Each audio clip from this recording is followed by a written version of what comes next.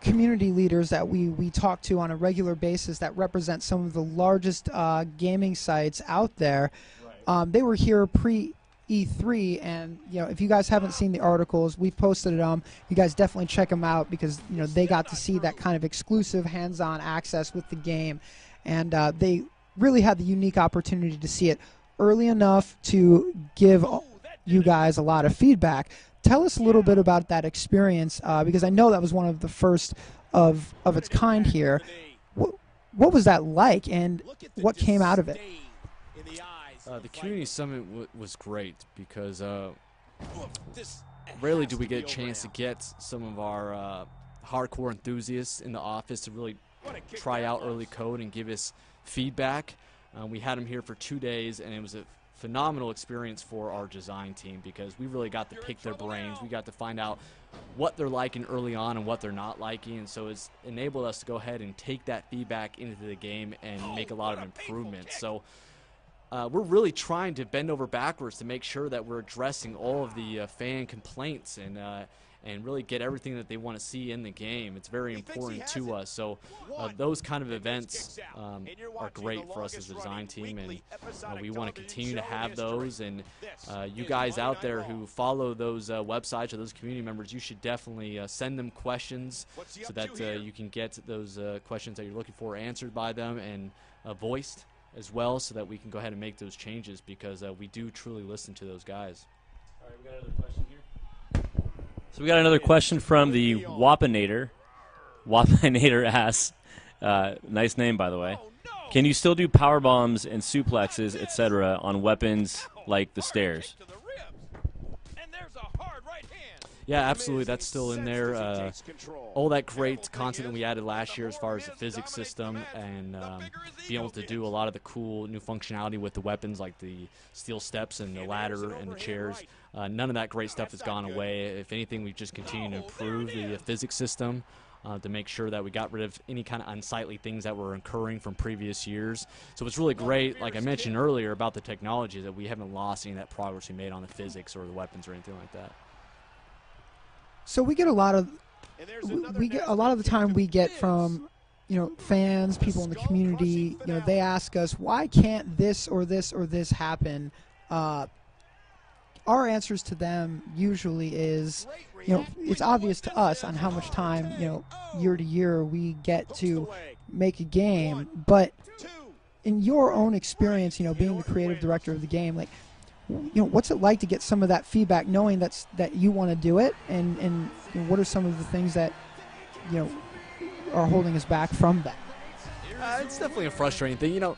We have just this huge list of over 1,000 things that we really want. It's a little dramatic, probably not 1,000, but seriously, hundreds of things that we want to get in there. They may be small things, they may be really large modes, whatever it is. We just feel like we never have enough time, we never have enough resources, we never can get it all in there. So each year we just kind of pick what we think are the highest priority items, and so the gameplay this year is obviously a huge one. It's a high priority every year, but really we went kind of above and beyond this year with gameplay because we wanted to make a big impact with this new technology.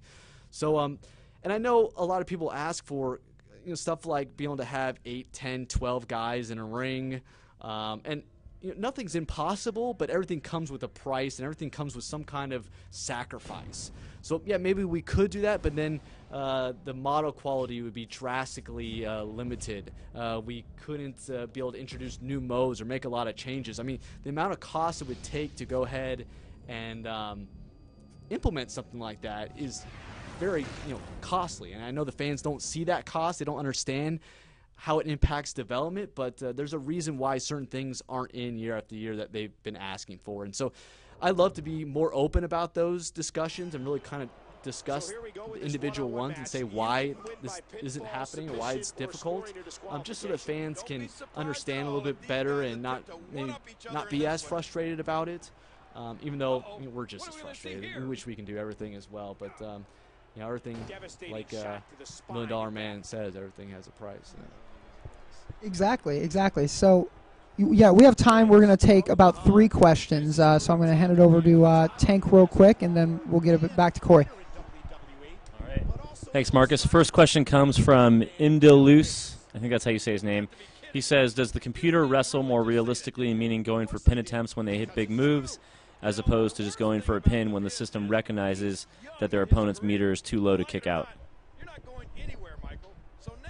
Yeah, we've heard that complaint as well. We want to make sure the AI is on top of his game this year. So when I talked about retooling a lot of the core systems, this is exactly the system that we retooled, is the AI. We've actually introduced a brand new AI tool into the game, which is much more intelligent this year. What it can do is now remember moves that are being pulled off in the match, and it has actually a log of moves that it keeps. And so it knows not only the same moves that you might be pulling over and over again, but it can remember its own moves. So there might have been situations where the AI would do something silly like pick up a chair and then immediately drop it. So now the AI can remember, hey, I picked up this chair and my intention was to use it and I'm going to use it. So the AI tool was struggling, the previous one, with some of that functionality, and now it's much more intelligent. And then regarding the pins, we made sure that the AI is pinning when appropriate. And it won't always be right after a finisher. We do want to add some randomness to it where he does it maybe after you've gotten a lot of damage and you did a strong grapple. But we also wanted to make sure that he was doing it in intelligent moments, that he was trying to get the win and switching it up on you. So we have actually spent a lot of time with the AI, their intelligence, their tactics, and getting rid of some of the problems from last year. Before we get to the next question, you mentioned moves. I did want to bring it up because I know the community has been asking about it all the time. Move sets. We know, and we've told the community that extra attention has been placed on move sets this year. But let's just hear it from the creative director's mouth. Move sets this year. Tell us about them. Yeah. Oh, excuse me, I lost my voice for a second. Yeah, absolutely. We know that there were some fans unhappy with the movesets, including us as far as the design team. We were disappointed that we couldn't get a lot of them accurate or have enough moves in some of their movesets. So we spent some time with the community at this community summit talking to the community managers about movesets, what they like to see, addressing them, which moves they like to see in each of the movesets. So that's actually been a big area of focus again as well, just because we saw all the criticism from last year, and we wanted to make sure that we addressed that. So I think fans will be much happier with movesets this year. Great. All right, next question. Okay. And related to movesets, SaberWolf1377 asks, will there be more moves in the weak section this year? I think we talked about adding, or we already announced earlier that we added somewhere between 50 or 60 new moves. So there are quite a few new moves, and we'll continue to add more as the years go on.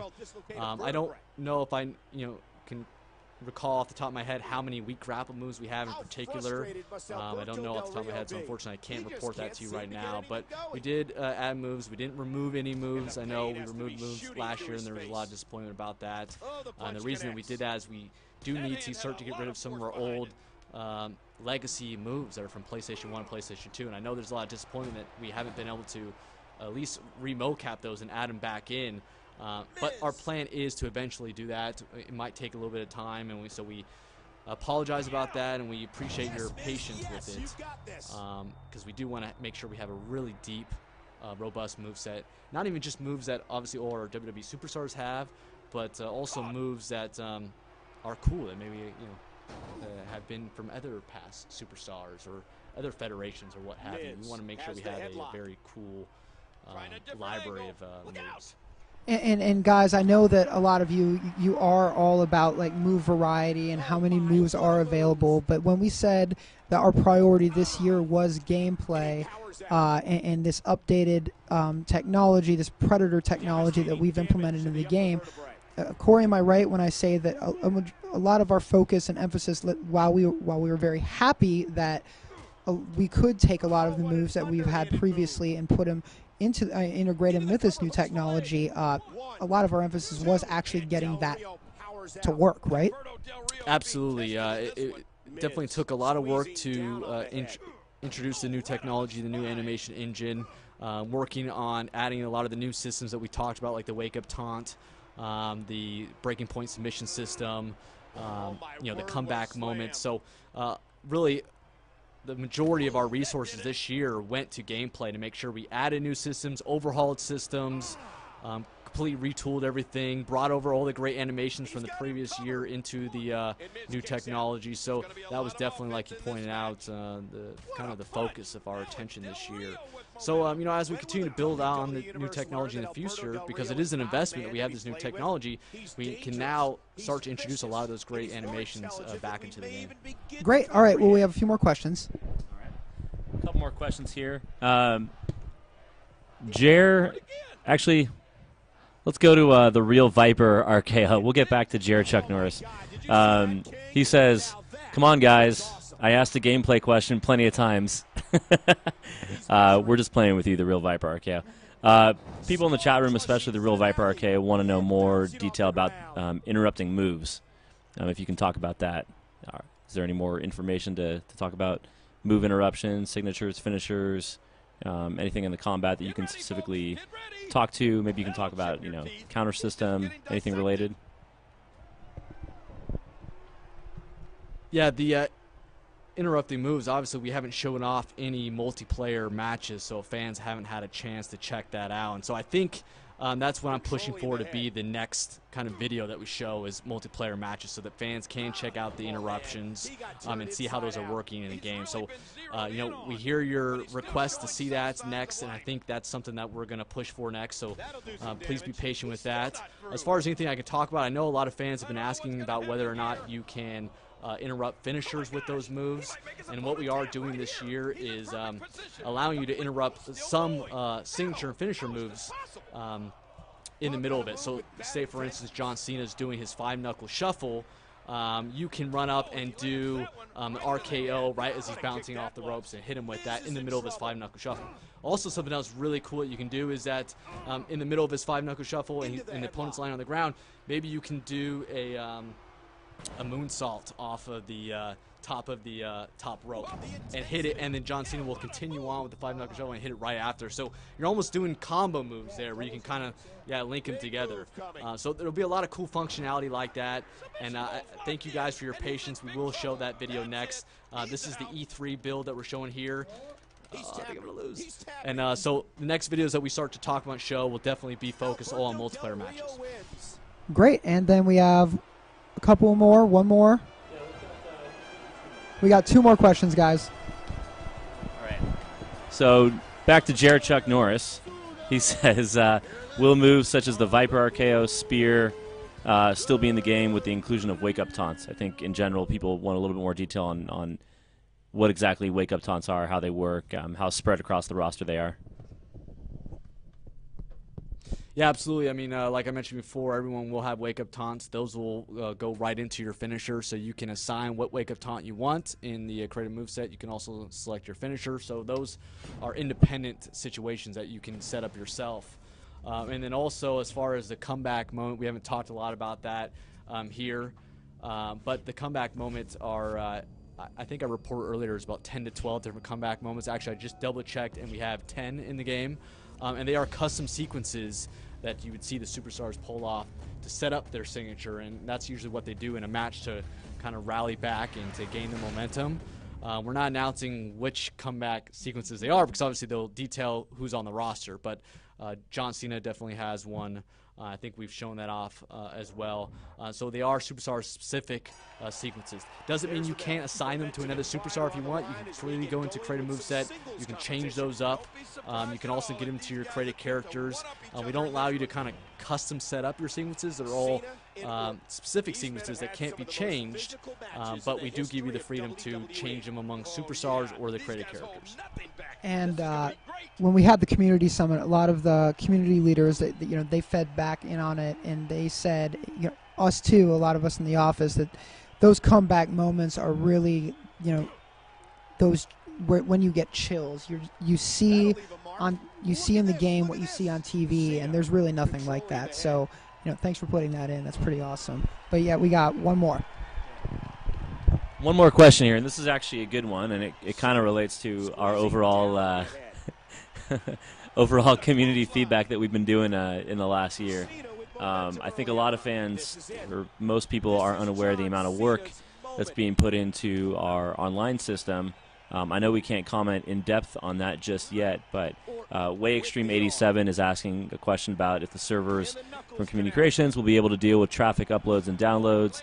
A lot of the fans have complained about lag in the past and download issues, and I think